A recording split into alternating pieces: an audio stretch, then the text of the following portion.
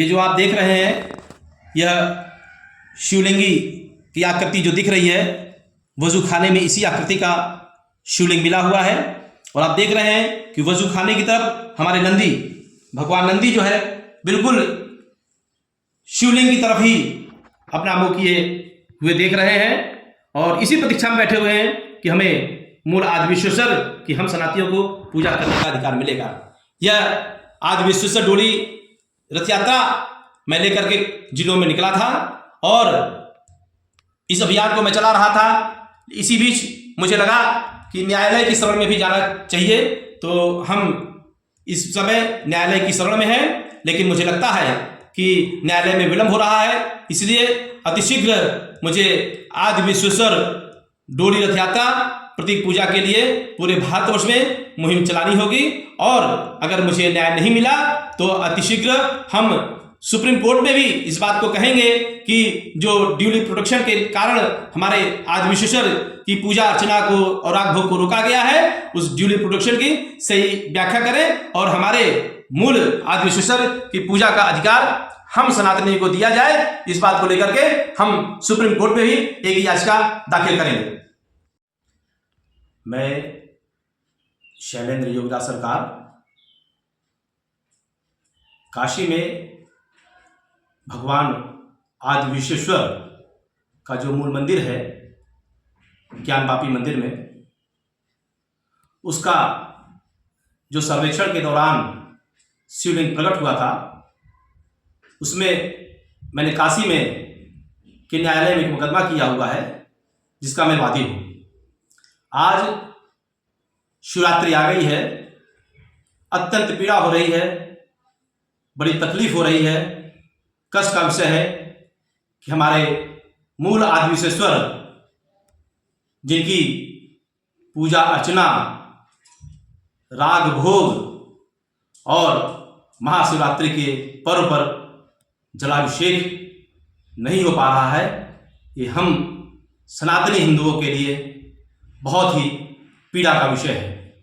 इतना ही नहीं, ज्ञानवापी का मुकदमा तो चल ही रहा था, इसी बीच में सर्वेक्षण के दौरान वजू खाने में शिवलिंग प्रकट हुआ, जिसके राग भोग और पूजा की मांग हमने वाराणसी के न्यायालय में किया। हमारा मुकदमा बढ़िया ढंग से चल रहा था, हमारा मुकदमा हियरिंग में था, फाइनल हियरिंग में था और उस मुकदमे में फैसला करीब आ चुका था।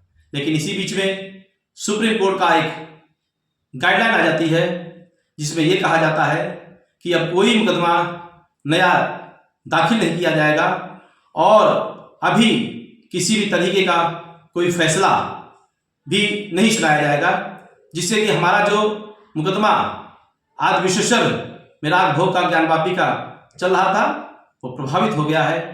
मुझे बड़ी पीड़ा है और अत्यंत ही कष्ट हो रहा है कि हम सनातनी अपने मूल आदि विश्वेश्वर भगवान भोलेनाथ का इस महाशिवरात्रि के पर्व पर रुद्राभिषेक, जलाभिषेक नहीं कर पाए हैं। एक ऑर्डर है जिसमें कहा गया था, हमारे जगतगुरु शंकराचार्य जी भी कि उनके शिष्य लोग भी न्यायालय में गए थे। हमारे जगतगुरु शंकराचार्य जी लगातार 108 घंटे तक बिना अन्न जल के अनशन पर बैठे थे, लेकिन उनकी बात को भी नहीं सुना गया सरकार के द्वारा। तो एक याचिका दाखिल की गई। इस याचिका में एक आदेश दिया सुप्रीम कोर्ट ने, ड्यूली प्रोटेक्शन का तात्पर्य जो हम लोग समझ पाते हैं विधि विशेषज्ञों से जो पता चला है कि उसकी सुरक्षा। मैं ये कहना चाहता हूं कि अगर एक बच्चा 9 महीने का है और उसका प्रोटेक्शन Y+ श्रेणी की सुरक्षा के साथ कर दिया जाए, क्या बच्चा जीवित रहेगा? बच्चे का ड्यूली प्रोटेक्शन उसके दूध से होता है, उसके दूध से होगा तब वह सुरक्षित रहेगा, तब उसका संरक्षण होगा, तब वह जीवित रहेगा। और Y श्रेणी और Z+ श्रेणी की सुरक्षा कर देने से उस बच्चे की सुरक्षा नहीं हो पाएगी। इस तरीके से हमारी मूर्तियों में भी जो हमारे आधार हैं उनका भी प्रोटेक्शन पूजा से होता है, पाठ से होता है, जलाभिषेक से होता है, राग भोग से होता है।